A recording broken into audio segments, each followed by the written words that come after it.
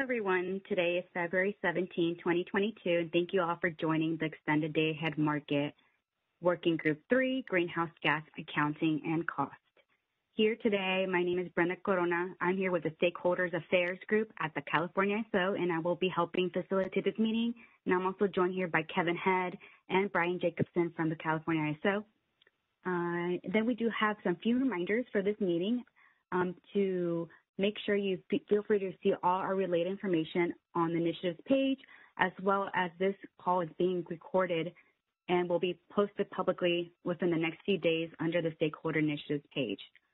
Also, any related transcriptions should not be reprinted without the ISO's permission, and these calls are structured to stimulate dialogue and engage different perspectives and keep comments brief, professional, and respectful. We will pause for questions after each agenda item. As well, if you'd like to raise your hand, use the raise hand icon above the chat window. And also, you can join using pressing pound 2 on your device. Reminder, if you have raised your hand and have not finished asking your question, please put your hand down so we can make sure we get through everyone who's asking a question during the call. If you do have any technical assistance, please let us know during our event producer. And then remember to state your name and affiliation before you speak or restate your comment. And for today's agenda, we are going through a few topics with Kevin Head, and then we'll do a recap at the end. But other than that, I will go ahead and let Kevin take us off for this wonderful meeting.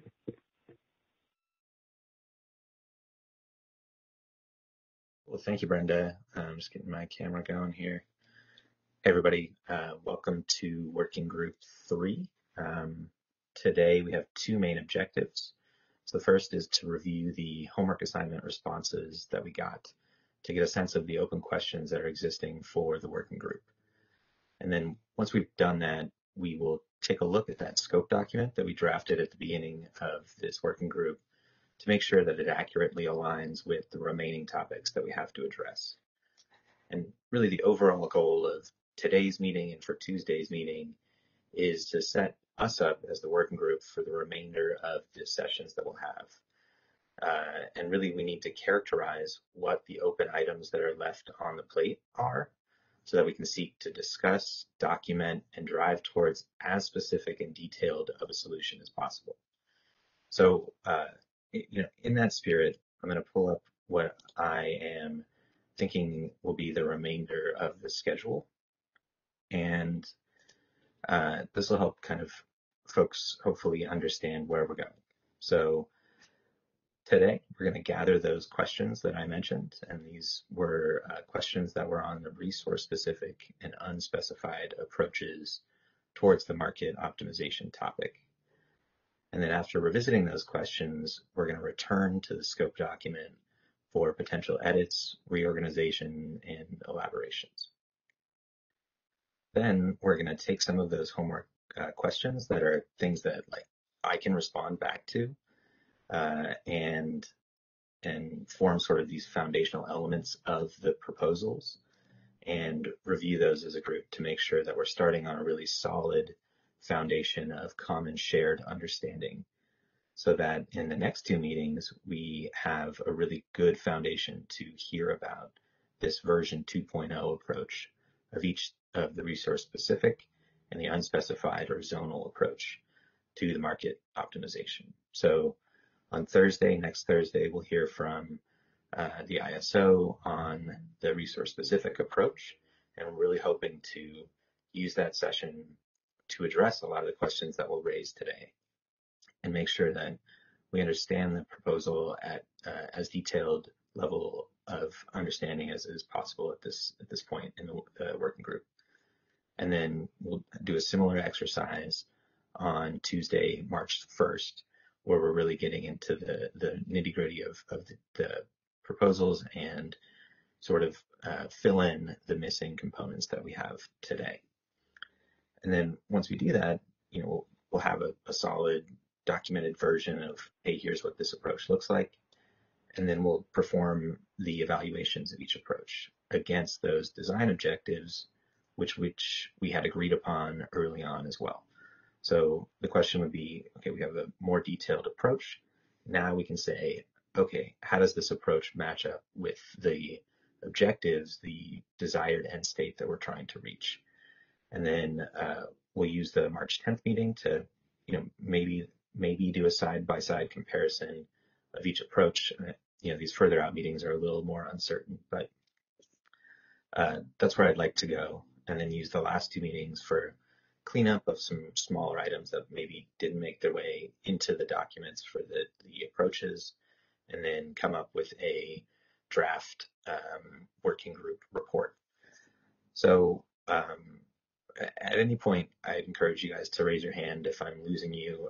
I'm trying to take you along on this kind of journey over the next 6 meetings, and today and Tuesday are really meant to set us up for that journey. So if I've lost anybody along the way, please feel free to raise your hand and ask me questions. I encourage that dialogue. So let me go back to the slides here.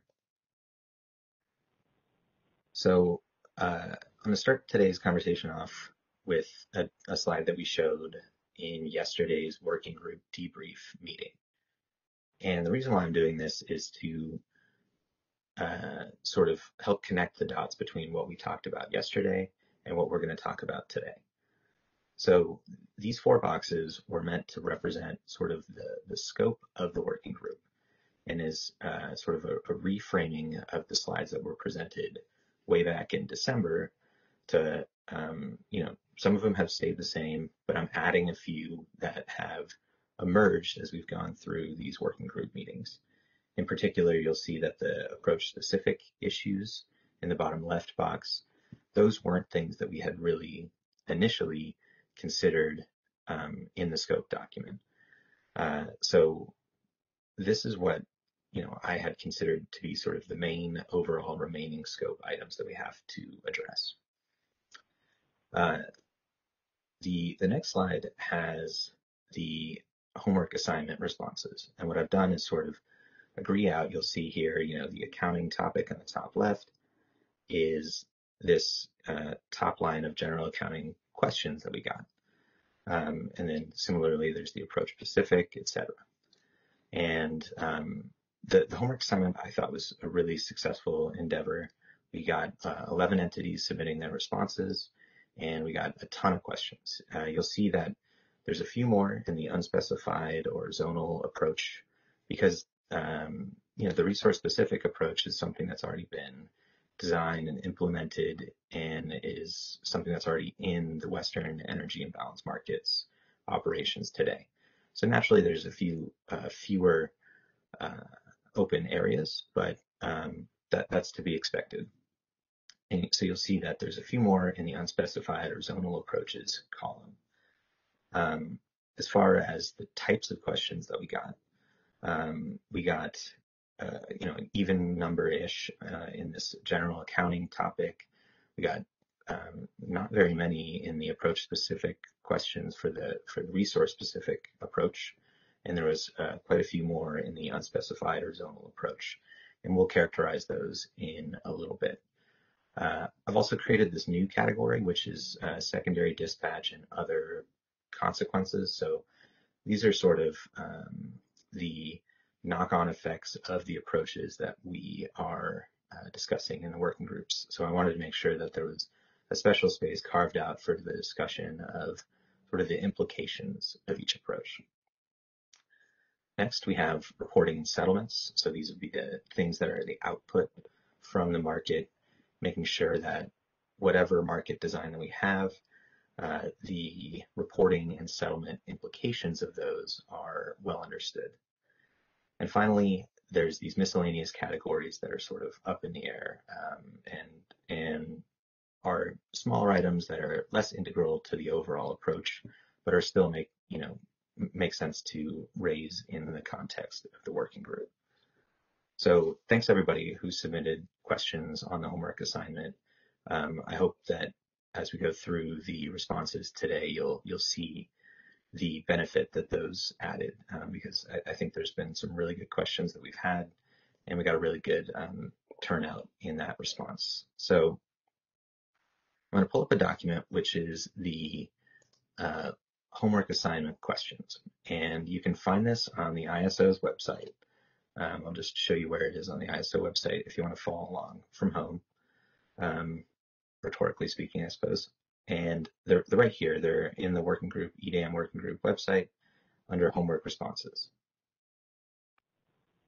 And what we're going to do is go through this document as a working group and characterize generally what the open remaining items to discuss are. We're going to pose these questions, but we're not seeking to answer these questions today. Just as a reminder, we're going to have the ISO coming in next Thursday to explain the resource-specific approach. And then the week after that, we'll have the proponents of the unspecified approach come in and discuss the unspecified approach. I see that Anthony has his hand raised. Sorry, Anthony, I didn't see that the hand had gone up. So operator, if you wouldn't mind unmuting Anthony Diakila before I move on to the more questions. Anthony, go ahead. Hey, Kevin, thank you. I appreciate the information on kind of looking forward. I'm not sure if you saw it, and I guess my first question is I submitted a request through Working Group 3. Okay. Asking kind of take a step backwards, and now hearing what the next 6 weeks look like and that the ISO is coming in next week to present. I think my request would fit in with that, and I was going to ask, and I'll explain so other people know what I'm talking about in a second. How does that fit into the timeline? You know, we're doing something that seems like we're recreating the wheel, and I think there's some misunderstanding amongst quite a few different people in this working group. My request was to have the ISO come in for a very short presentation to explain the current process that is being used in the EIM or imports into the ISO that sort of load in the ISO and the accounting and billing that goes along with that, so that we have that level understanding. We may be able to use that. We may not. We may be able to tweak it as a hybrid. But I think if we get clear understanding of what's being done today, it'll make our discussion of maybe where we need to go in the future, or maybe we're already there and we're just acting like we're starting over. So how does that fit into the next 6 weeks? Yeah, I think this February 22nd meeting could be a great opportunity to do that. I'm sorry that I didn't see that request before. Yeah, it was only like 2 days ago, I think, following the last meeting that we had, so it hasn't been there long. Okay. But knowing that they're going to be talking about unspecified, specified, why not also put a third one? What are we doing today? Yeah. It's already existing. CARB has not disputed it. We've probably gone through a reporting cycle, if not more. Why not know what's working before we start trying to shoehorn some things in? And what CARB covered 2 days ago was pretty enlightening. It sounds to me like they're not willing to shift a lot of things. So if we know where we're at and what's working, we maybe get a proposal out of this that may get to the end objective that we're trying to achieve. Yeah, understood. And just to clarify, so this resource-specific version, or this resource-specific approach is really the existing EIM approach with some tweaks. So one, it has to be adapted to fit into the day-ahead horizon rather than just applying to the real-time horizon. And then George, in his presentation early on, proposed some other minor tweaks to it, such as aligning the areas with state boundaries rather than balancing areas. So this really is the existing Western energy imbalance markets approach. But the details of how that approach works, I agree, can always be better illuminated. I'll see if there's somebody at the ISO who could present on February 22nd. But I'd also encourage you to take a look at the Regional Issues Forum. The last meeting that they had, I believe that's posted as a recording. Abhishek from the California ISO did a really good job explaining how it works. But I'd encourage us to bring that into the February 22nd meeting to discuss a little bit, and agreed that returning back to that is a worthwhile thing. So does that sound fair, Anthony? It sounds fair. Do you remember the date that presentation took place in the Regional Issues Forum? Let's see. I just want to make sure I'm looking for the right recording. Yeah, I think it was January 25th is what I'm seeing, but you can find it on the Western Energy. Here, Anya Gilbert just posted it into the chat. I believe that's the link to it. So Perfect. Thank you. I'll run with that. Well, thanks. But to the extent that we can cover some of that in the January 22nd meeting, or the February 22nd meeting, rather. Yeah, it'd probably be helpful to delineate, even if there is slight tweaks, where are we at today before we confuse it with tweaks. And you could do it as a phase of here's today, here are the tweaks, and here's the other option. It may make more sense. Absolutely. Yep. Thanks. That's great feedback. Appreciate that. Yeah. Okay, so before I move on into the homework questions, I see Dan from Customized Energy Solutions has his hand up. So Dan, do you want to go ahead and introduce yourself? And Yeah, thanks, Kevin. Dan Williams from Customized Energy Solutions. Just don't want to bog down in semantics too much, but with CAISO presenting on the resource-specific approach, would you say that that CAISO, and I'm sort of separating them from you as the facilitator, even though that's a little awkward, that they're agnostic at this point on design and are sort of just presenting the specified approach, since that was kind of the existing approach or the easiest starting point, or have the specific CAISO subject matter experts really already run this through the kind of list of objectives and identified that the specified approach is really what they want to recommend as the point to move forward, unless convinced otherwise by the unspecified team? Mm-hmm. Yeah, I don't really want to portray their beliefs here. I can tell you that they probably wouldn't have proposed something that they thought would be infeasible or that type of thing. So I think we remain open to both. Sorry, the ISO remains open to both ideas.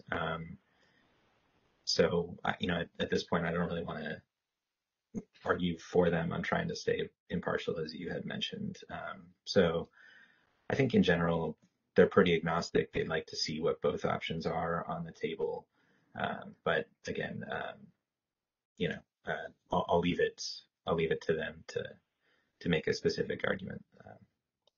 Okay, thanks. That's helpful. It just kind of helps let clarify the lens a little bit, and that the CAISO team can also be helping problem solve on the unspecified approach, keep us moving forward, whichever path ends up being selected. So thanks. Duly noted. Thanks. Do we have any other questions or comments on the schedule, where we're going, that type of thing? Okay, feel free to hop in. I'll have this document up in the background for us to refer back to. So thanks, guys. That was a good question and answer there. So again, this is the homework assignment questions that were submitted in. I have reshuffled and sometimes even cut the question into two to better fit into these categories that we have here. You'll see that we have one section for the resource-specific approach, and then a second one for the unspecified, which is further down in the document. And then in these blue lines, you'll see how I've categorized them into the various buckets that I just had described in the slides. So general accounting, issues that are specific to a particular approach, questions of secondary dispatch and other consequences of the different approaches, how reporting and settlements might work, and these sort of miscellaneous ones as well. And then further down, all the way at the bottom of the document, we have some foundational questions, which are, I'll scroll down there real quick so we can just get a sense of what we're talking about here. So these are things that I thought would be good to address in Tuesday's meeting, where we can talk a little bit about what types of questions we can answer now, make sure that fundamental understanding is laid out there, so that when we kick into the Thursday meeting with the resource-specific approach, we're all starting with sort of a shared understanding. But we'll skip this list for now. And again, you can find this homework assignment document posted up onto the working group website. So I'll start by, and again, just as a reminder, we're not posing these questions to be answered today. They'll be answered in hopefully in subsequent meetings, either next Thursday or the following Tuesday. So I'll start with these general accounting questions. And you'll see here that 6 cities had a question about self-scheduling in this market and how that might work. BPA and PAC had questions about how does this work for multi-state balancing authority areas, which makes sense because they both have areas that cover multiple states, as does the California ISO's balancing area does a similar thing. So this is a good set of questions here. PGP had some questions about how different participation options for resources might work. So how do imports into the EDAM, how are they categorized and accounted for? How do we deal with jointly owned units and wheel through transactions? The next set were voluntary participation questions. So first would be how a utility can direct where their energy is accounted for. And then, can this approach preserve the ability to sell non-emitting surplus into the greenhouse gas zone?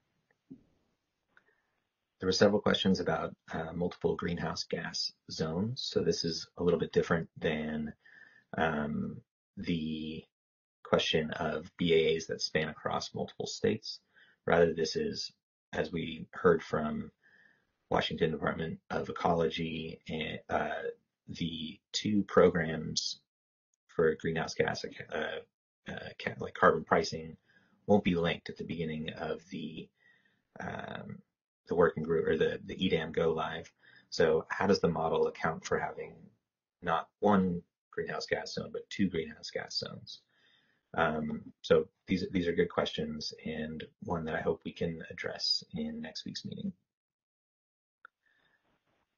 Moving on, I saw a comment. The slide deck might not open. Vanessa, I saw your question here. I think Brenda is working on reposting that, and we should have a PDF version of it up shortly. Okay, so moving on, there are these approach-specific issues. So these are issues that really just relate to the resource-specific approach. So the first question here is generally how do you set the baseline in the day-ahead framework? So what we mean by this is in the real-time market today, the greenhouse gas that can be attributed to a particular resource, the megawatts of being delivered to California, is limited by the upper economic limit and the base schedule. So in the day-ahead horizon, the concept of base schedules goes away. So what do we replace that with? And George had come up with a couple of solutions using the RUP D+1 forecast or market solution, but we'll talk about that more on Thursday. So moving on to these sort of implication type issues, PGP and Southern California Edison had some questions about secondary dispatch. And just as a reminder, this is when, well, I'm not going to try to characterize secondary dispatch because others have done it better than myself. So, how well does the approach deal with secondary dispatch and what can we do to reduce it in this model? So those are the types of questions that I'm thinking about in this third set of topics. Moving on to reporting settlements. Just generally, how do we deal with attributing generation to load, and how do we avoid double counting, which is some topics that have already been raised, but hopefully we'll have some time to take those on Thursday. SRP had a question about tracking and tagging under the specified approach, so we'll have some time to talk about that, hopefully. moving on, there's settlements. I think this is a very important question and a really good question from SRP is how can an entity be made whole for purchasing credits? So that's something that I expect both approaches are going to have to address. So there's some miscellaneous questions which I didn't specifically know how to bucket these. So what I'd like to do, if there's time, skip over these for now and then come back to them if there's time at the end of today's meeting or on Tuesday to tackle those. So folks from these entities, please don't think that I ignored your questions. I just want to make sure that I understood what was being asked first before trying to bucket it. So that's the resource-specific approach. I'll move on to the unspecified or zonal approach, unless anybody has any questions.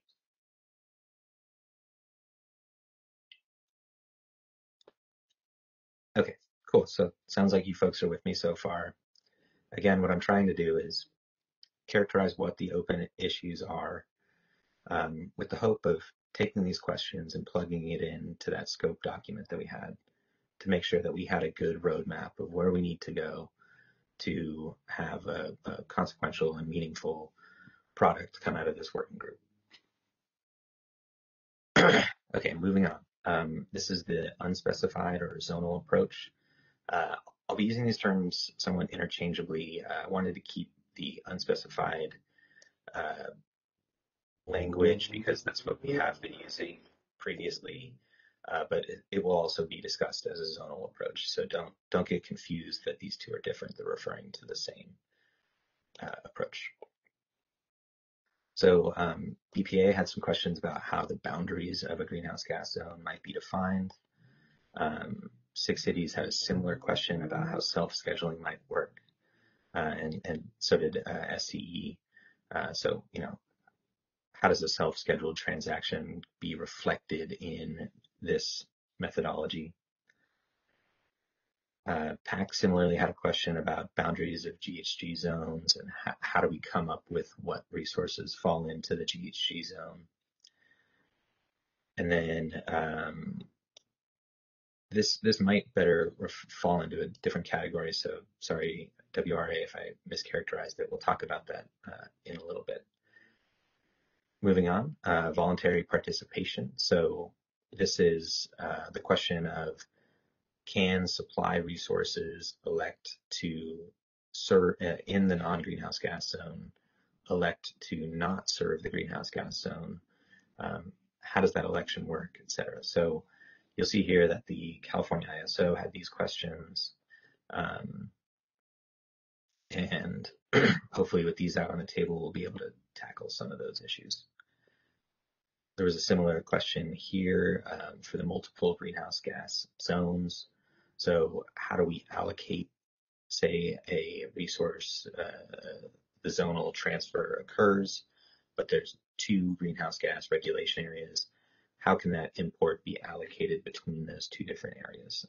It's a good question from the California ISO. Moving on to approach-specific issues. So these are issues that are just specific to the unspecified or zonal approach.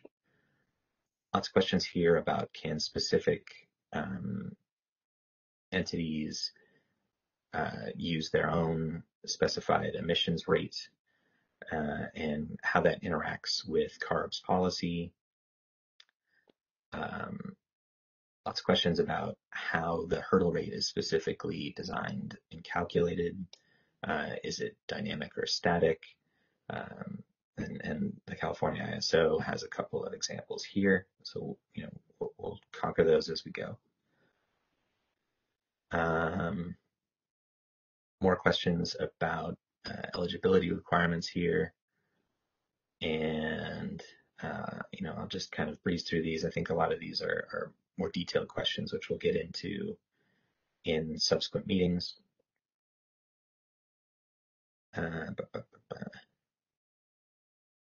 There's a question here about, will the hurdle rate be published? So that's a good question here. And furthermore, what are the considerations that must be addressed in setting the rate? So overall, lots of questions here about what this hurdle rate is based upon. Is it public? Is it not public? Is it dynamic? Is it static? And then there's also some questions about, is it fair to attribute it to non-emitting resources, and what types of mechanisms exist in the unspecified approach to deal with that topic. Moving on, there's this concept of an alternative pathway, and this is my characterization of it, so apologies to Jeff and Mary if I refer to this incorrectly, but this is one of the approaches that they offer to allow certain resources to serve, certain resources in the non-greenhouse gas zone to serve the greenhouse gas zone without needing to clear that hurdle rate. One of those was a voluntary portfolio opt-in. So San Diego had a question about, does that opting in only affect EDAM? And how would that interact with CARB's cap and trade program?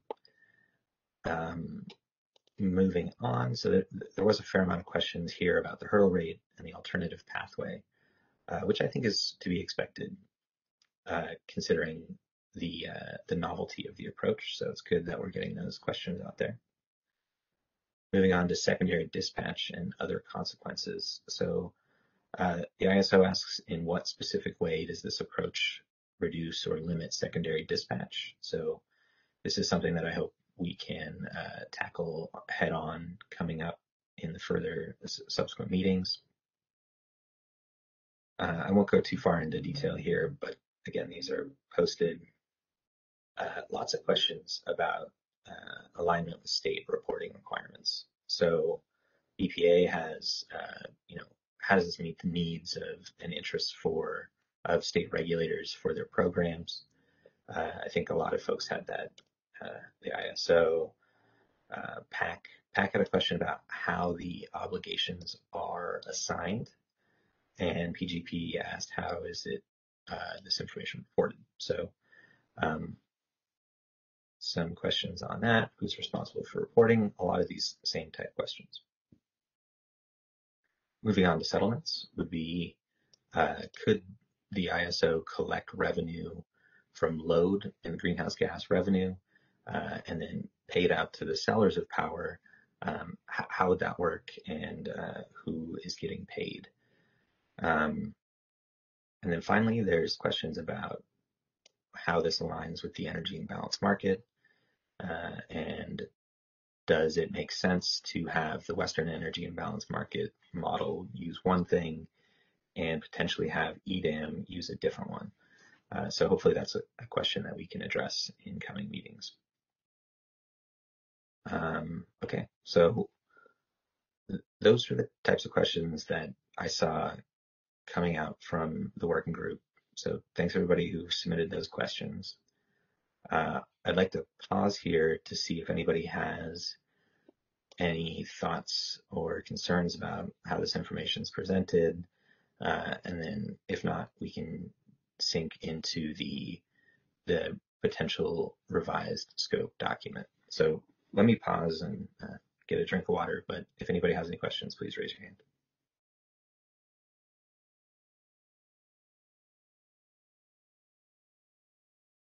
Okay, I see Alva Svoboda in the queue. Alva, would you go ahead? Yeah, just a question about how GHG allowance obligations are incurred. Just a question for you, and potentially the answer is not what I think it is, but is it not the case that those obligations are only incurred in real time?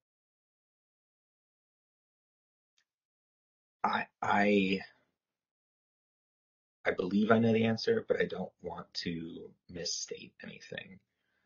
But it's my understanding that, well, first, there's a number of ways that, as CARB explained last week, that a compliance obligation can be generated in for California resources.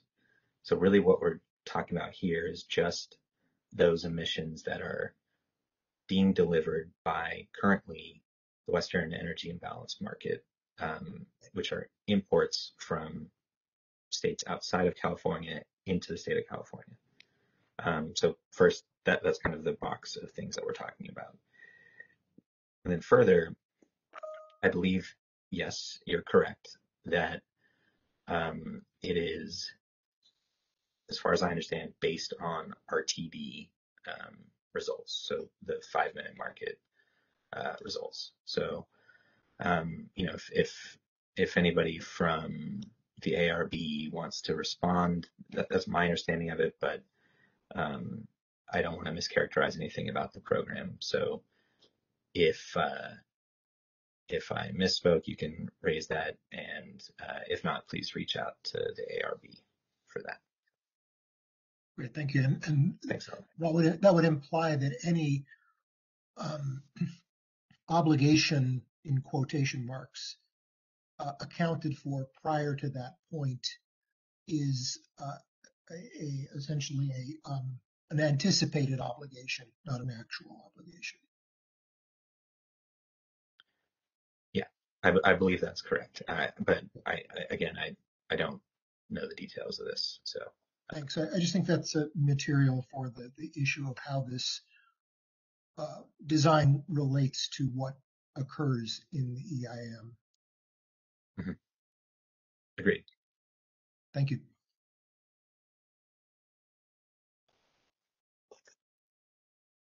Okay. Do we have any other questions on the homework questions before we move on? I don't see any additional questions, Kevin. Okay, great.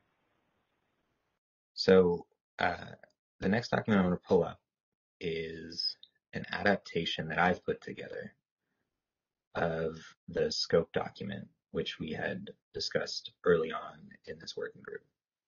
So you'll remember that at the beginning of the working group, the ISO had put out sort of a preliminary scope document to sort of characterize the overall scope of the working group. We then spent some time wrestling with some of the issues, revising the document, and that's the one that's been posted on the website and what we've sort of been working off of over the past 6 weeks or so. I think that at this point, it's important to recognize that we've asked a lot of new questions as explained in the homework document.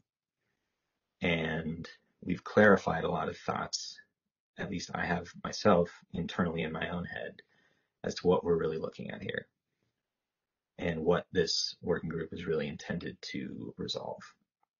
So what I've done is a few things. I've taken that document, any text you see here in black will be things that were existing beforehand. And I've gone in and I've made revisions to it in red. And these are my proposed revisions to this document, but we as a working group own this document together. So what I wanted to do is walk through what I see as the revised scope and see if anybody disagrees with how I've characterized it. The idea being that this scope document will then be the roadmap that we have for the remaining 6 weeks. And a few thoughts on that before we get into the details. I've categorized these and I've reshuffled sort of the order of them to fit in with those 5 categories that we had discussed a moment ago. And then I've added in where the questions came from. So for example, RA2 would be the resource-specific approach, section A, question number 2. So, how does BAAs that span multiple states, how does that work? You can go back to the homework assignment, pull up that section, and you can see, oh, okay, here's who asked that question, and here's the full question that was posed. So RA2 is from BPA, asking how does this work for multi-state BAAs. So the idea is to trace the homework assignment questions that were posed into this scope document so that we can understand the connection between those two, and ultimately take that scope document and use it for the remainder of the initiative, or the working group rather, as we start to fill it out under the resource specific and unspecified approaches. Oops. So this document, it's not posted on a working group webpage, but it will be once we go through it together as a group. Another thing to note is I didn't map all of the homework assignments or the homework questions to this document because some asked similar or the same question. So I tried to keep it as brief as we could. So what I'm going to do is go through section by section, talk about the edits that I made, and then give folks a chance to weigh in on whether they agree with the edits that I made. And if you want to hop in at any point, feel free to just raise your hand and we can talk it through. So the first area here are these general accounting topics. So these are things that span across multiple issues, and these remain relatively unchanged. So what would the greenhouse gas compliance area look like? Sorry, there's a train going by right now. Sorry, folks. Okay. So there's questions of, is it a geographic border? And the question of how BAs that span multiple states are treated. Next, there's this question of availability. So what availability is available to serve load, and then in particular, how supply resources can elect to make their capacity available to support these transfers into the greenhouse gas compliance area. Next, we have what costs are being optimized. I took this out because I didn't really think that it made sense in the context of this question. This next one is sort of the core topic at hand. So, this is one of these key issues here. And then finally, we have participation options. So this is how different types of resources are treated: imports, pseudo ties, wheels, etc. And finally, how does the model accommodate multiple greenhouse gas zones? Can it do that? And if so, how does that work? There's also some questions about how bidding would work across these different zones, and how the market decides which greenhouse gas zone should be served if the transfer occurs. Yeah, so this is really the same question here. So anyway, okay, I see Bonnie Blair has her hand up. So Bonnie, do you want to go ahead and weigh in? Can you hear me now? I can, yes. Great. Bonnie Blair, I represent the Six Cities group. I don't know if this is the right category, and I can't scroll forward to see if it's covered somewhere else, but since you discuss kind of the optionality for supply, to say we do or don't want to provide service in a GHG zone, I think the Six Cities group feels as though we certainly want to consider whether load should have optionality to say we don't want to be forced to receive service from emitting resources, and if that's not here somewhere, we'd like to see it included. I don't know whether this first category is the right place or whether you've got a better place, but we don't want it. We don't want that issue to just, kind of drop off or be assumed away. Okay. Does anyone else have thoughts about that topic being added to the scope list? Does anyone have any objections to adding it to the scope list?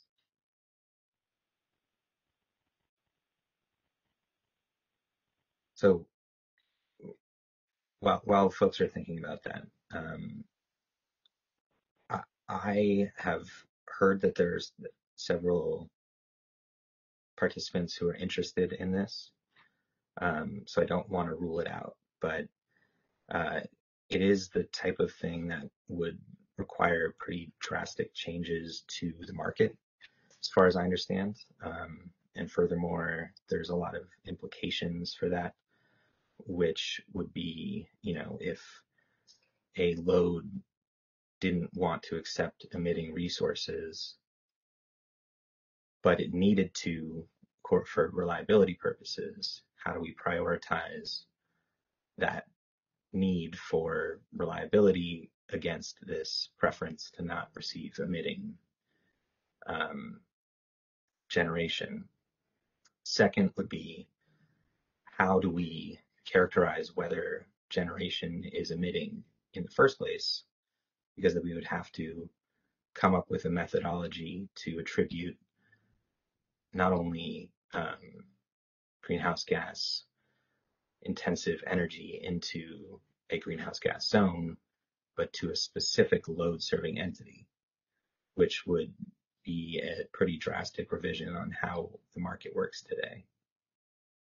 And finally, it's not really clear in terms of the RPS and Clean Energy Standard timelines that we would need to tackle that issue by January of 2024. So I'm okay with adding it, but I think that we as a working group need to get comfortable with the idea that we may never, in the context of this working group in the next 6 weeks, be able to address that question. And really the core issue that we're trying to identify is, how do we reflect greenhouse gas intensive or greenhouse gas costs arising from carbon pricing in the market? So, I'm okay with adding it, but I just want to, I don't want it to come to folks' surprise if the approaches do not tackle that. And the reason why we need to tackle this supply question is it goes back to the origin of the Western Energy Imbalance Market, when the FERC told the California ISO to make this an optional thing where supply resources could elect not to serve load in a greenhouse gas compliance area. So that's where this question is coming from. The second question about not accepting carbon intensive energy is a much more complicated one, which might ultimately be outside of the scope of this working group. But I see that there's some other hands being raised. So that's where I'm coming from here. And to be honest, I just,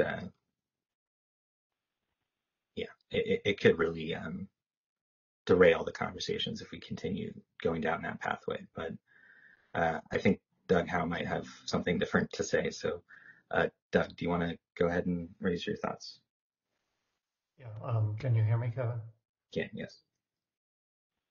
So I confess to having raised this, I think, in our very first meeting, that on behalf of the PUC group, that we thought we needed a way to be able to allow load serving entities to refuse load from certain resources, particularly fossil resources, and saw this as a way of being able to meet our RPS requirements through the market. A lot of thinking has progressed since then, a lot of talking with a lot of other people, and I hope to have an opportunity to maybe address some alternative solutions to this in the next couple of weeks. But I think our concern with the notion of being able to refuse imports from certain types of resources is that, at least outside of California, we think that would lead to an excessive use of self-scheduling, and don't think that's in the interests of consumers in particular, particularly in the RPS states. So that's kind of where we're at this point, but I think we have some ideas on how we can make RPSs integrate better into a day-ahead market, and can hopefully talk about those a bit later. Thanks, Doug. Bonnie, do you have any responses back to this line of inquiry here?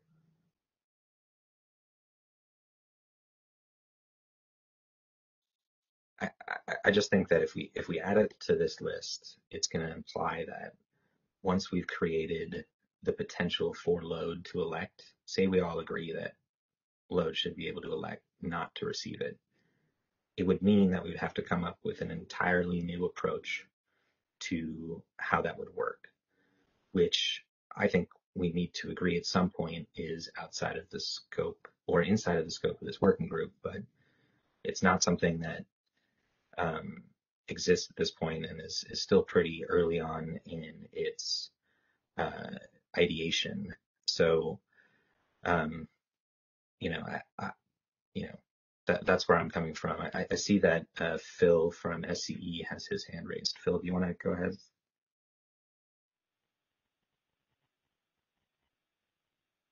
Good afternoon, Phil Schofield, Southern California Edison.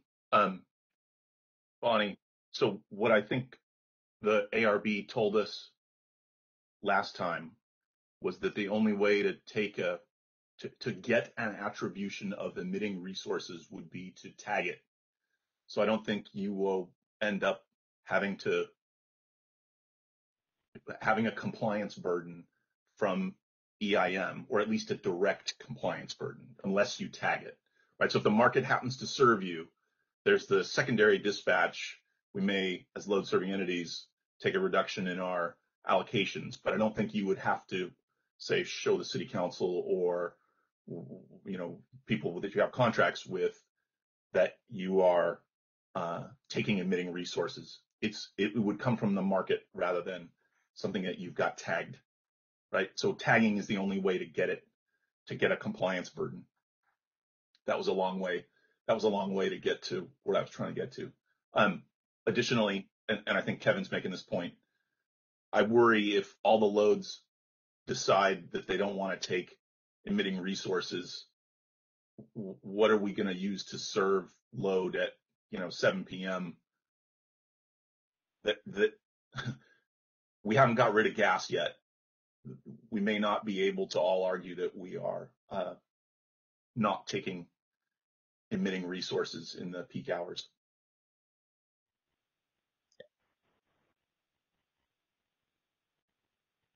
Okay.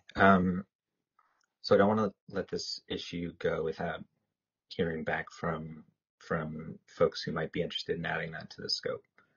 But for the sake of time, let's move on from that one. And if folks have further thoughts on it, let's raise it in today's meeting. And another option would be, this Tuesday meeting that we have, after we've gone through this document as a group, I'll post it and give folks a chance to review it in greater detail. So it's not just me reading it off the screen. Then we can use the Tuesday meeting if anybody has any cleanup or, hey, Kevin, you spelled generator wrong or something like that. Feel free to raise those then. So, just for the sake of moving through this document, let's move on and then come back to the issue of demand election to be served by emitting load emitting generation as we go. All right, so moving on to approach specific issues. So I'll start with the resource specific issue at hand, which is under the EIM today, the attribution of megawatts that a particular resource can receive if it's in a non-greenhouse gas zone to serve a greenhouse gas zone, the megawatts that they could potentially be attributed by the market is limited to the difference between their upper economic limit, which is the sort of the highest bid point in their bid curve, minus the base schedule. In the extended day ahead market, the concept of base schedules won't apply. So there needs to be some sort of other benchmark or baseline against which the upper economic limit could be compared to determine the greenhouse gas attribution. The version 1.0 proposed the RUC D+1 market results. And so the questions that we have here are, is the RUC D+1 the right one to go, or is there a different market that might be used? Second would be, if we use RUC D+1, what improvements could there be to improve the RUC D+1 results? Can we make the forecast more accurate? Do we need to change what types of bids are submitted into that market, etc.? So that's what this topic would be. I see that Dan has his hand up. Dan, do you want to go ahead and introduce yourself and then? Thanks, Kevin. Dan Williams from Customized Energy Solutions. So just on that first sentence, I think it may be important to clarify some of the points that have been made, that it's the total quantity that's captured by that comparison of the upper economic limit to the base schedule, not that not that it's limited just to the incremental dispatch of the unit. And if that concept carries through in the RUC D+1 results, it may be good just to make sure we're capturing that same idea. So other megawatts below the base schedule can still be deemed delivered as long as it isn't greater than the total gap between the base schedule and the upper economic limit. Yeah, okay, so I'll see note, not limited by increment EIM, Western EIM, incremental dispatch. But yeah, okay, duly noted. Okay, Kathleen, do you want to go ahead and respond? Great, thanks. This is Kathleen Colbert from Vistra. Thanks for the opportunity, Kevin. I think I understand what the exercise you're walking through. I just have a clarifying question. So this is a good one for me to use, if that's okay. So this is a good question. Is this the time to put on the table the options, or are you just highlighting the question and then we're going to talk through this in more detail? Because I do have the option that I'd like added for us to talk through, but I don't know if that's this is the time for that, or if that's when we tackle substance. Does that question make sense? It does, yeah. I'm comfortable with adding some more options onto this list. I just don't want to set the expectation that the folks who presented these approaches would hop on the call right now and say, we're going to use X. But I'm okay with adding potential options here.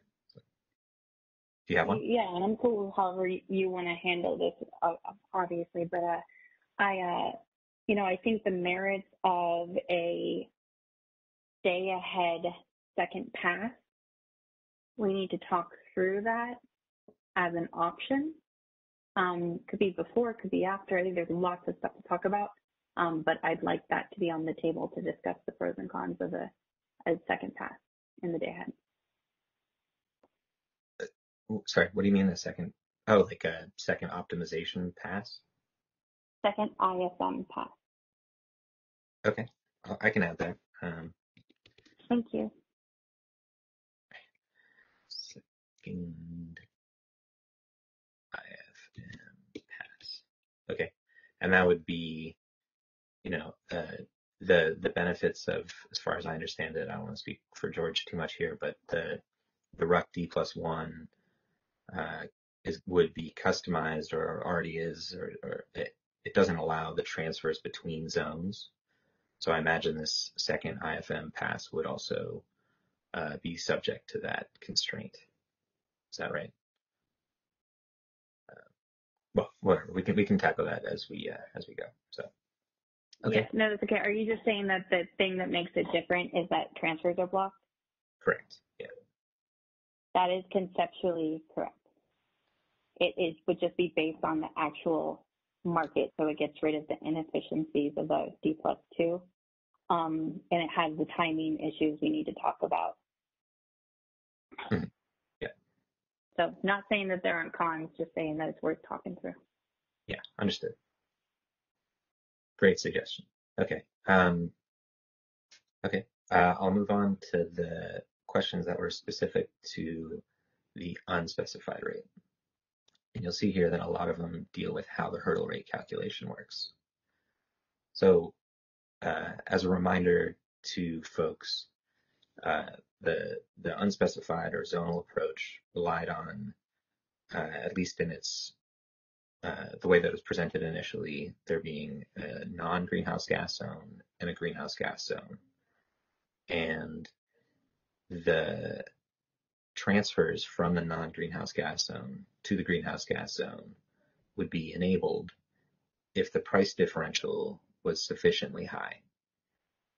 And the metric that we would use to determine whether it was sufficiently high is this concept of a hurdle rate.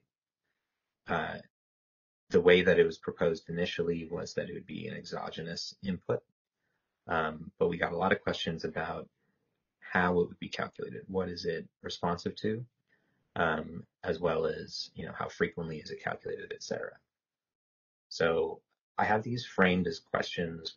We might consider changing them into options, but the core concept here is, what are the components of the calculation? Does it need to be dynamic or static? And then are there any gaming opportunities that might be associated with that?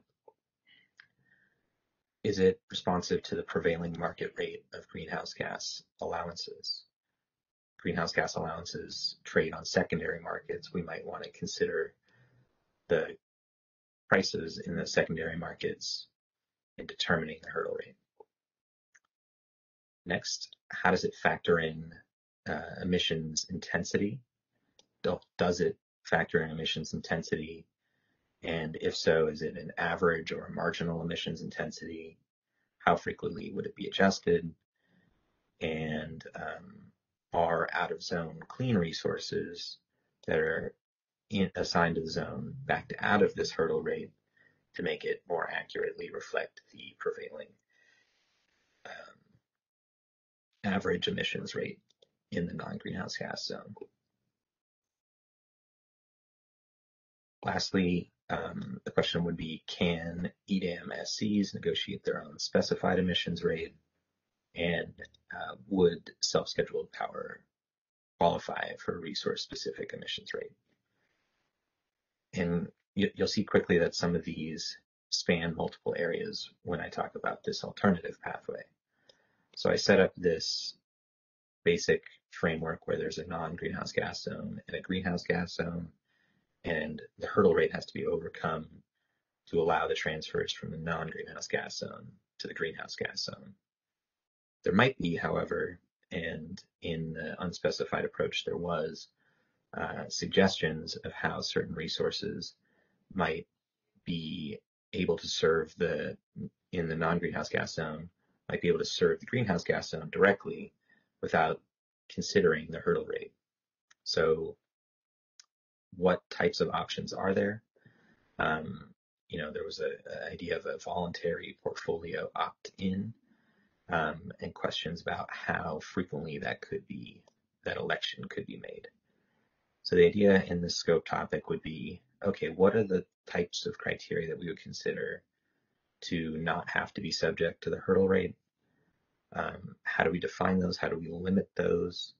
And how frequently can those elections occur? So I expect that the meetings that we have on next Thursday and next Tuesday, next Thursday and the following Tuesday can tackle some of these approach-specific questions. So I'll pause here and just for the sake of being able to read it all in one, raise the approach-specific questions scope area to see if anybody has any additional ones they'd like to add or revisions of how I've characterized it here.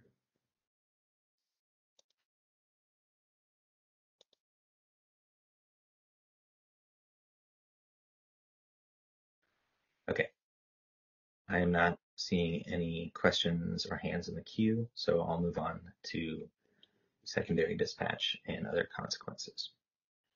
So this one seems kind of out of the blue, but let me help contextualize this topic area. So one of the design objectives that we've had, and I think is one of the key ones, is what mechanisms exist to limit leakage and one of the subcategories of leakage, secondary dispatch. So we got a lot of questions about how does secondary dispatch occur in a model, and what mechanisms does it have to limit that secondary dispatch. So I hope that the proposals or the approaches that are presented take this question on head on. Next, there's some other questions here. There were some concerns raised about, in the resource-specific approach, is it possible for resources to be deemed through the EIM deeming algorithm to serve California when it is impossible based on the transmission capabilities to reach that greenhouse gas zone? And if so, how does the approach deal with this? And I expect that the version 2.0 of this approach will tackle this issue. Next, in the unspecified approach, is it possible that non-emitting resources might need to clear the hurdle rate that is meant to reflect greenhouse gas costs? So this sort of ties back into this alternative pathways question, but it's good to have the question out there because there are mechanisms that were being considered in the unspecified approach to allow this to occur, or rather to avoid this as being a potential consequence. There's an additional question here. This came straight from the homework about shifting concerns from the day-ahead and real-time energy spot markets into the forward contracting horizon. I'm not sure I really understand this question, but I think it's worthwhile to include in the document in case it's something that should be warranted tackling. Okay, yeah, I think this last question fits into this one too. So I've put out the scope topics that I think the secondary dispatch and other consequences topic area should address, and I'd like to raise it to the group to see if anybody thinks there's any inappropriate items here or things they would like to add, etc.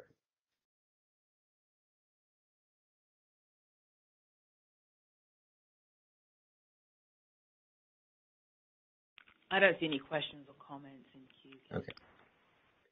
Cool. Thanks. All right. I'll move on to reporting and settlements. So this area I sort of combined and consolidated some of these items, and I reshuffled them. So there's questions of payment versus settlements. I thought they kind of had a lot of overlapping meaning. And I also put a little specifics as to what we mean by settlements. So the first is, will the entities bearing these obligations be made whole for purchasing the credits? In other words, does the market provide a mechanism to allow for cost recovery for the, for the costs that are incurred for being given a compliance obligation? And if so, what are those mechanisms? And then second, in the unspecified approach, how will hurdle rate revenue be distributed to the suppliers? So, well, I'll let Jeff and Mary talk about this when they present the unspecified approach. Moving back up to reporting, we talked a little bit about this last week, but the questions here are basically, how are compliance obligations created and to whom are they assigned under each approach for imports into a greenhouse gas area? And then further, what data needs to be tracked for compliance and clean energy policy purposes? So these are topics that we have discussed in subsequent or in previous weeks. So it'll be good to just get the answers down on paper. All right. Does anyone have any questions on reporting and settlements in terms of scope? All right. I see Todd Jones has his hand up. Do you want to go ahead, Todd? Hi, Kevin. Can you hear me? I can. Yep. Yes, this is Todd from Center for Resource Solutions. Yeah, I didn't see, our specific question about harmonization with, other instruments and rec tracking systems reflected. I was just wondering in the, I guess, the H section, just wondering if you view that as incorporated into one of these other questions or if it was not considered for a certain reason. Thanks. Yeah, that's what this one was intended to capture. Do you have any proposed revisions to make it a little bit more specific? Or I like the word harmonization. Sorry, which question? No, so what data needs to be tracked for compliance and clean energy purposes? Yeah. Yeah, I suppose so. Yeah, if you think that captures sort of what we've been saying, throughout the work group, then that's fine as long as there's an opportunity to cover it at that point. Sure. Yeah, harmonization sort of makes sense to me, but that's fine, no problem. Okay, how about and harmonization with clean energy policy purposes? Does that track a little bit better? I mean, I tend to think of it in terms of harmonization with other instruments that are used for attributing generation to load. So I tend to think about it from the accounting sort of instrument perspective rather than from the policy perspective, since we're not talking about specific policies here, but that's fine.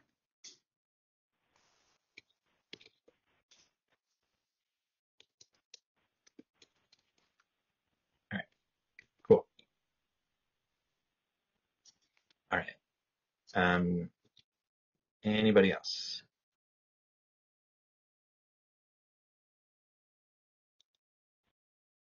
All right, cool. So moving on, there's this sort of last category, sort of a grab bag. Oops.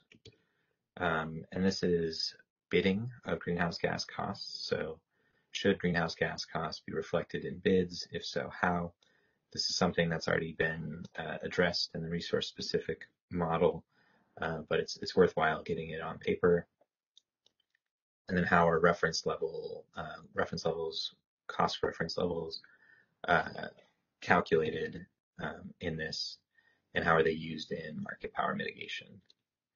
And then finally, there are effects on EIM. I think we as a working group need to agree upon, do we need to make updates to the real-time EIM greenhouse gas model to align it with EDAM? This question has been posed by a number of folks, and I think it's worthwhile that we explicitly discuss it here. The resource-specific approach is largely an extension of the current Western energy imbalance markets model for dealing with these costs, whereas the unspecified approach is a departure from it. So that's where this question comes from. And if there are two constructs working, how do we align them, and what are the implications of that decision? And is that even feasible in the first place? And there's a second set of questions, which is if an entity receives a greenhouse gas quantity award in the day-ahead market, can that change going into the real-time market? And so there's some interesting questions in here. This one might be more specific to the resource-specific approach, but it's a worthwhile question. And then there are settlements implications to that variation as well. So that, folks, is how I personally see the scope having been changed from the beginning of the working group. I hope that you'll agree that a lot of these are refinements to what we had in the initial scope document and clarifications of them, with the obvious exception of these resource or the approach specific items, which were sort of hard to predict at the beginning of the working group. And so we've added them here to make sure that they don't go unaddressed. So I also want to explain that, in my mind at least, these are the topics and questions that need to be addressed and answered in order to come up with a as specific, detailed, and thought through approach as we can in the working group in the remaining weeks to become an input into the ISO's stakeholder process. So, and that's my personal belief, as the facilitator from tracking this for a while, these are the questions that are still open in my mind. Some of them have already been addressed. Some of them are still yet to be addressed. So I want to make sure that we have a roadmap of where we are and where we need to go. And I hope that's what this approach illuminated today. So let me call on Kathleen, who had her hand raised. Kathleen, do you want to go ahead? Yeah, thanks, Kathleen Colbert, Vista again. I just had one more clarifying question. Can you scroll up again? I'm processing while you're doing this, because you don't have it posted online, right? It's going to be posted later. Yeah, not yet, but we will. Okay, no worries. On the rows that you have cost being optimized and emissions attribution, just because since I suggested adding the language you redlined through, I wanted to clarify and just make sure, I don't have a problem cutting that text, but make sure we're on the same page. So that was added really to capture the point that internal generation and external generation to a greenhouse gas area, they both need to be considered under this design, right? Because like a greenhouse gas area could have a rule where imports into it aren't covered, and then it would be a different outcome of a design than if it is covered. I think we've moved forward assuming, like I think there has been a decision made at some point that we're going to assume all greenhouse gas area has both internal and transfers from externals covered. Yeah. So I think that's why you've redlined it, but I wanted to note that I think it's coming from us making a decision more so than it not being in scope. Okay.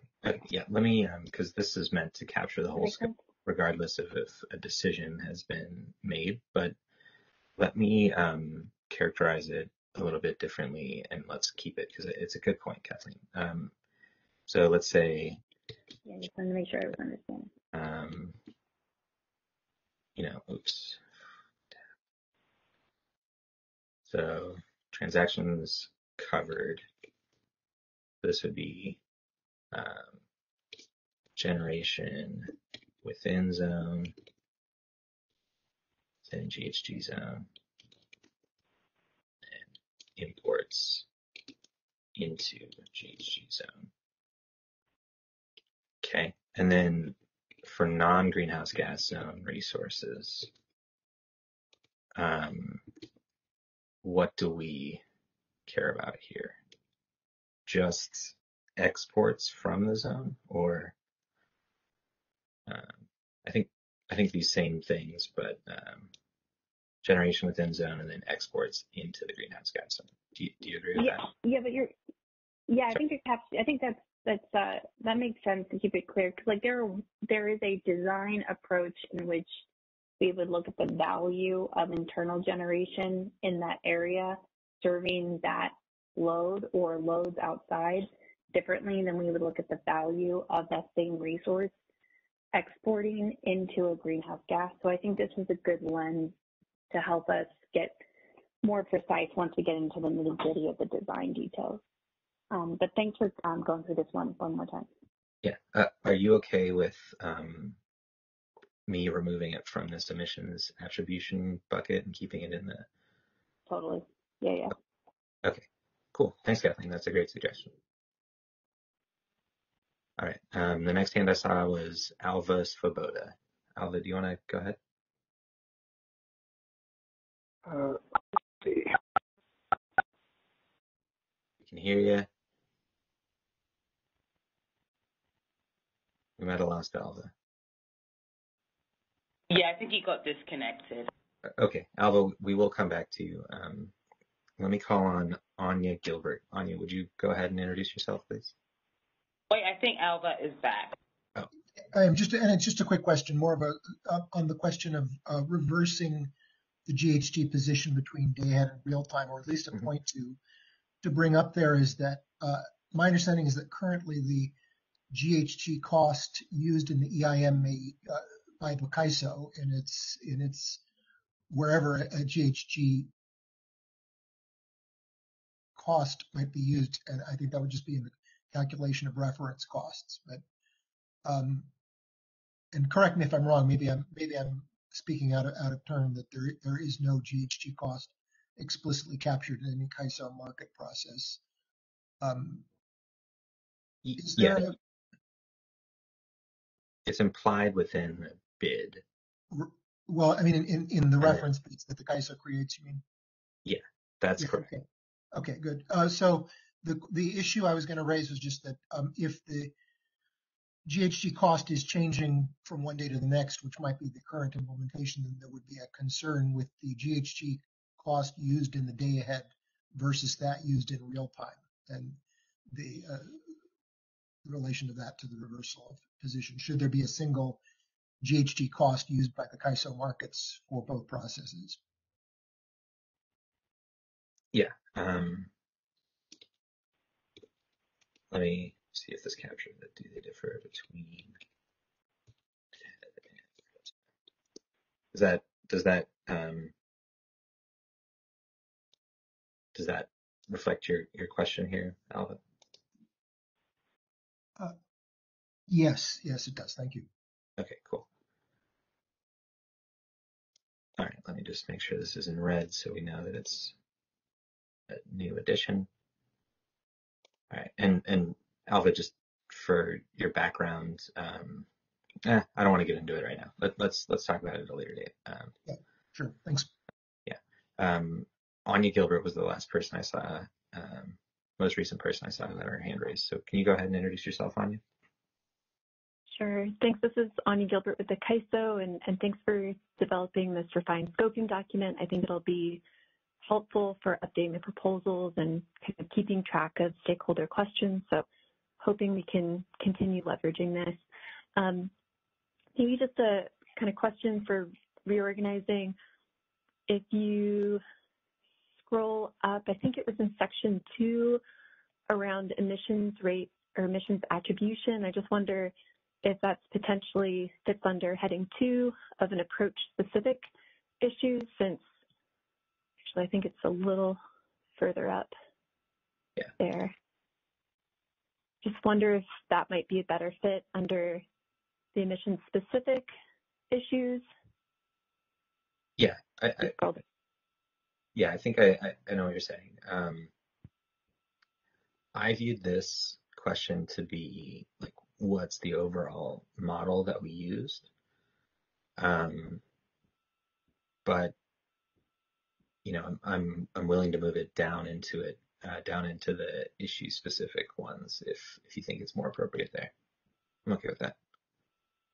I'm flexible, just noting that there's some crossover, and the other kind of cross section, curious why under miscellaneous bidding of GHG costs, you know, one we were just talking about with Alva, if there's an opportunity to link that with a section you had related to, you know, bidding if areas were linked or unlinked. And I think that was in section 1 under multiple GHG zones. Yeah. Yeah, that might be a good fit there instead. So just some thoughts to consider there in terms of where that could potentially live. Yeah. Okay. Let me think about that. And when I publish this document, we can make sure that it makes it into the document in an appropriate manner. So, Okay, thanks. yeah, that's good. So I see Alva, Anya, and Kathleen have their hands up. They just spoke, so if you guys still want to speak, feel free to raise your hand. Yeah, okay. Great. I see Kathleen still has her hand up. Do you want to go ahead, Kathleen? Yeah, thanks, Kevin. I'll make this super general because I think you were going to say what I was going to say and you asked to defer it to a later time. I do think some education on how we do CARB pricing for that greenhouse gas component that we use in the reference levels up front. Maybe we should do that sometime kind of soon. I have not been envisioning changing the timelines or the indices or how we go about doing that, at least for the California area. I think that in the context of this group, the question has been more, the question for me has been more, is there going to be another traded product that we're going to be pulling off of ICE or Argus for that? And are we going to tune it to the same vintage? Are we going to tune it to the same delivery assumptions? I think there's, elegance in aligning it to as much as possible, even if there is a new product that needs to be pulled. But I am noticing the day-ahead real-time thing, and I think some education would be warranted. And are you saying a different product between day-ahead and real-time, or a different product between Washington and California, or both? Oh, no, different product between Washington and California, because, we pull the greenhouse gas card prices today for California. We use, and you know what we use. So I think some education on that, but it's possible if Washington starts trading around its own product before there's linkage, there will be a Washington equivalent product on ICE or Argus that would warrant similar treatment, but it would be difficult, I believe, for the CAISO groups to do pretty different approaches for that. Mm-hmm. So it's a lot more static than I'm hearing the conversation right now. So I think we need some education, but then to talk about the policy of if we have a new product that's for a Washington allowance price, do we tune it all to the same kind of rules? Mm-hmm. Yeah. Okay. Well, don't think that we're ignoring that. Actually, let me add the how would this differ between California in terms of indices used? And we'll get into that in subsequent meetings. So thanks, Kathleen. All right. So folks, we've got about 25 minutes on our hands. This document, I think, will be a rough roadmap of the questions that we'll need to answer if we want to put out an approach-specific proposal that could feed into the straw proposal that the ISO policy team will have to draft up. So what I'm going to do is take this, make a couple of the edits that we just discussed, and then post it onto the website in a Word document form. And this will be sort of a revised scope document that we can use to guide the rest of the conversations. If you have any other questions on it, we can use Tuesday's meeting to address some of those. So I'll make sure to cut out some time to do that. I'm going to go back to the homework assignments really quick because we have a little bit of extra time and see if I can get the folks who posed these miscellaneous questions to just clarify so I understand what the question being asked is here. And hopefully this process will be useful for the broader audience so they can understand what these individuals are thinking. So I'll just go in order. I'll read these two first these two Pacificor questions, and if the folks from Pacificor aren't on, then that's fine. We can just move on to SRP and Arizona's questions. So the question here is how to deal with equity issues if load serve entities are able to elect low emitting resources in a greenhouse gas zone to serve their load and non-dispatched low emitting resources in a non-greenhouse gas zone. So I think this question is along the lines of the demand election question that we had, but does anyone from PAC have a clarifying comment on that? And if not, I can move on. All right, hearing none, move on. Oh, Jessica, okay. Can you go ahead, Jessica? Hey there, Kevin. Yeah, this is Jessica Zano Pacific, or if Todd's on, he might want to speak as well. But I think this speaks, I think you captured it correctly, but then in addition to that, it speaks to kind of how the hurdle rates will work. Mm-hmm. If we have multiple hurdle rates and multiple GHG zones, just kind of the equity issue of how those renewable resources are distributed among the GHG zones and even in fact non-GHG zones, but just the equity of who gets first rights to the resources. All right. Distribute equitably if there are multiple GHG zones. Does that Yeah, perfect. Okay, cool. Let me I'll leave a note for myself to add this to hurdle rate questions. Okay, thanks. And while I have you, Jessica, this next question is, when will emitting resources in a greenhouse gas zone ever get dispatched to another greenhouse gas zone when it might be or appears ripe for double counting of emission offsets? Can you help me understand what that question is and where you think it might fit? Yeah, and I apologize, I didn't come up with this question, so I'm not sure exactly how to characterize it. If someone else from PAC is on and wants to chime in, please do. But I think what they're talking about here is moving between two GHG zones and just making sure there's not, like you're not paying an allowance twice or you're not paying a carbon price twice if you're moving through GHG zones. Okay. Okay. But I could have that wrong. It's fine. Not paying twice. And I'll move this into the multiple GHG zones area. Add to multiple GHG zones. All right. Thanks, Jessica. Appreciate that. Yeah, thank you.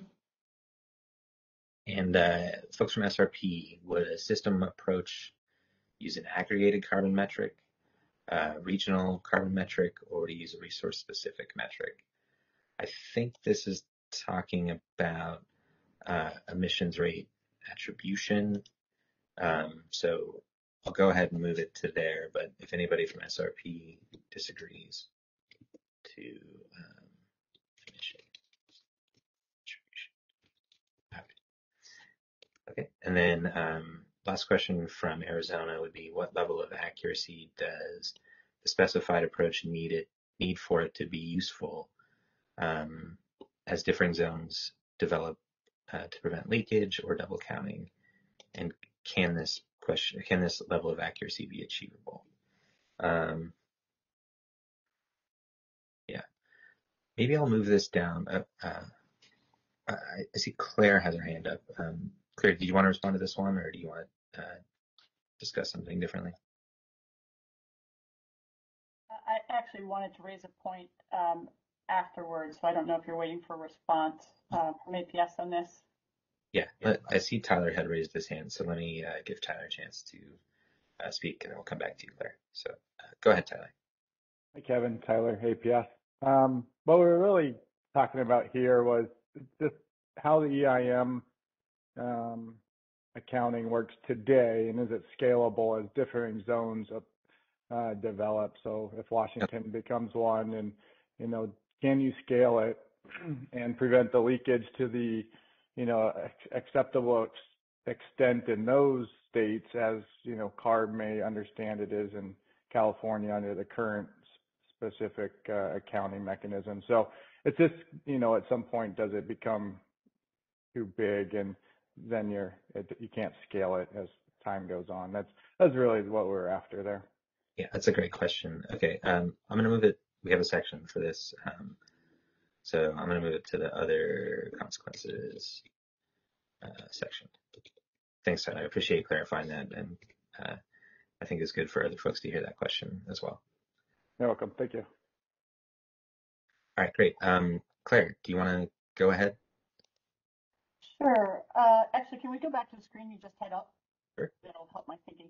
I had one possible addition, and then I had kind of a process question. I don't know if you want to deal with the process question, but I'll give you it now or later.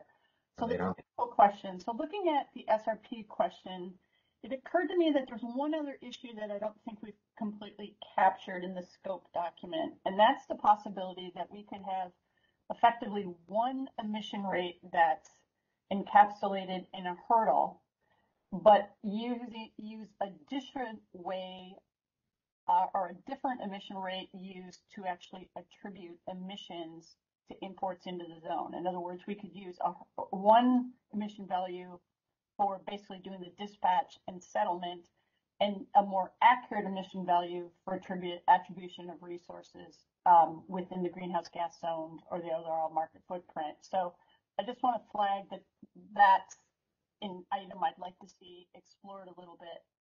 And do you want the process question now, or do you want to hold off? Yeah, let me just make sure I understand the question. So this is in the context of the hurdle rate only, or? Yes, I believe it is a hurdle rate only question issue. Okay, let me pull up that list because there was a lot of questions that I didn't go into detail.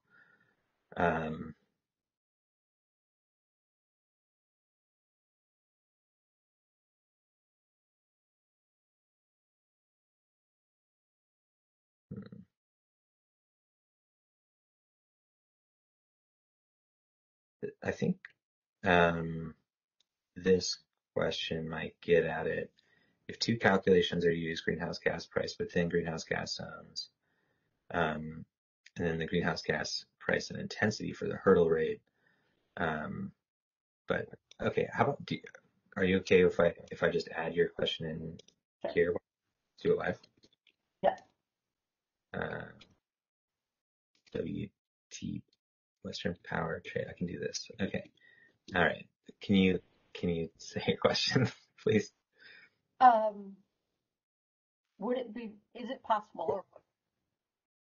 possible to use one emission rate for determining the hurdle into the greenhouse gas zone or zones, but then do the attribution of emissions for transfers into the greenhouse gas zones on a different basis? And I gave the example when we talked about this last week.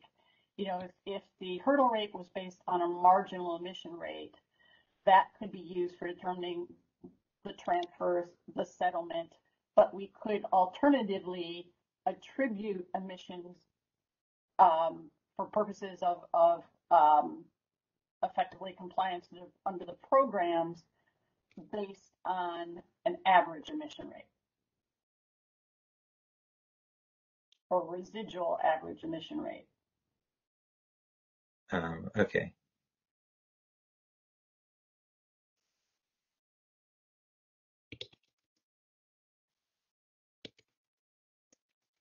All right. So the hurdle rate in your mind would be a marginal.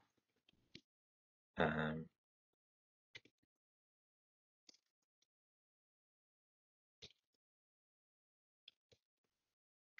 think I have to make another one.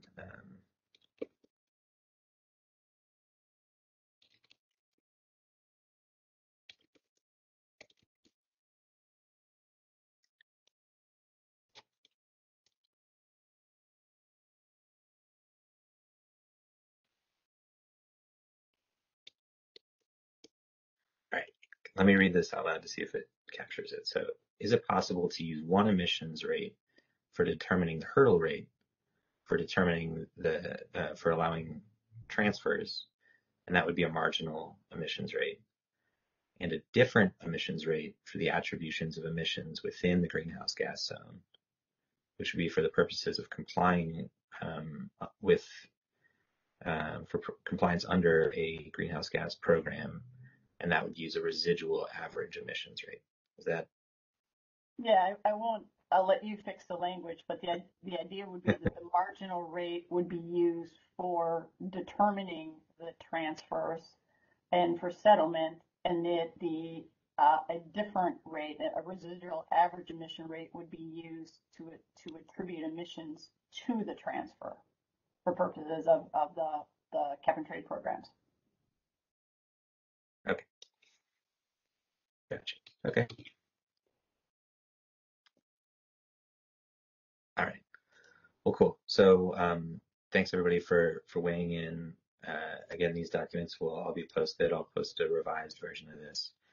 I see one more question from Kevin, and then we will turn it over to Brian for a wrap up. But Kevin, you want to go ahead? If you wouldn't mind introducing yourself first, please, too.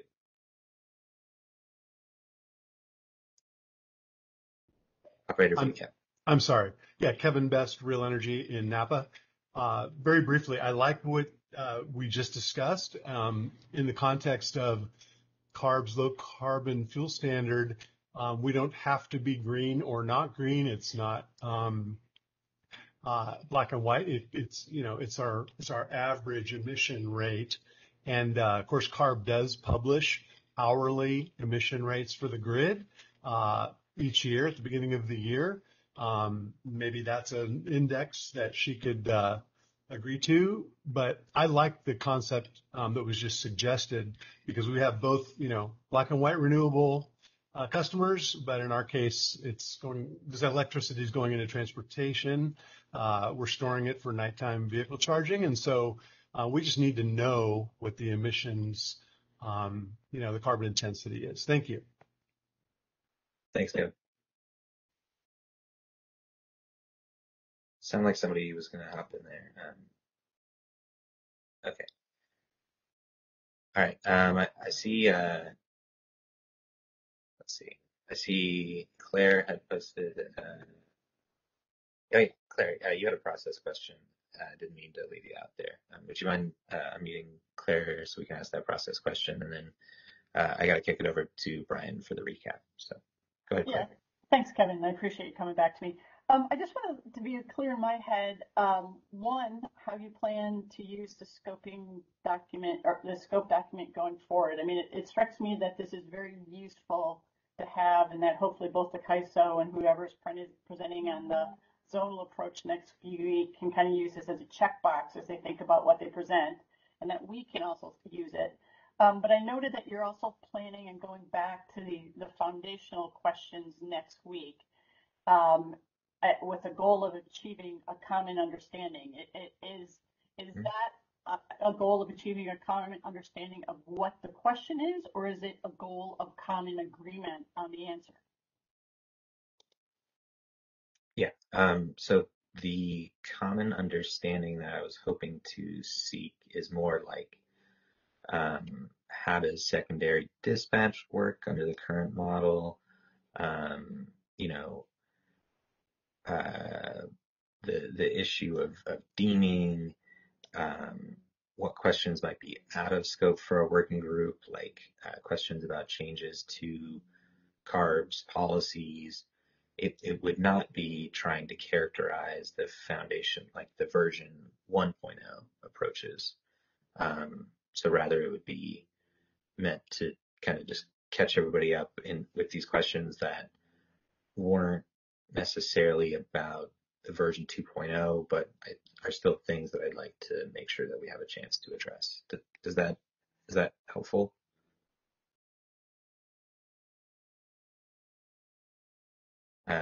She might be muted once more, but I'll pull up the schedule one more time just to make sure we're clear. So So today we gathered these questions and revisited the scope document.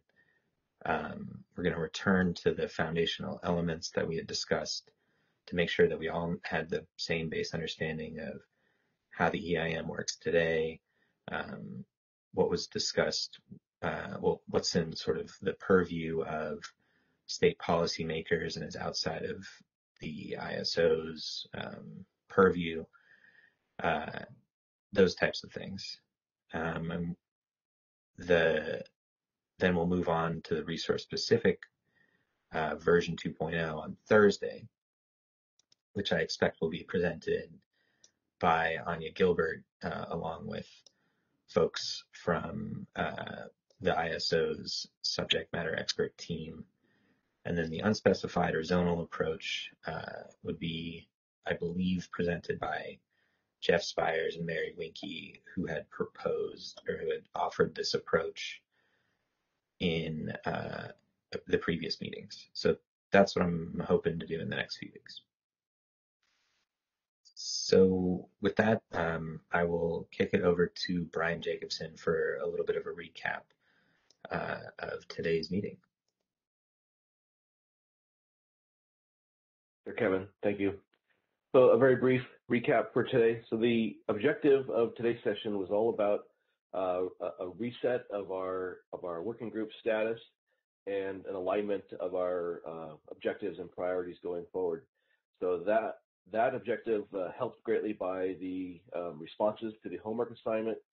I think the objective was accomplished today for getting through all of those questions and aligning them with the work that's ahead of us and updating the scoping document. I will not go through all of the comments that were discussed here for the updating of that scoping document, as I think all comments and questions were resolved, and Kevin will post that document and you can see that red line.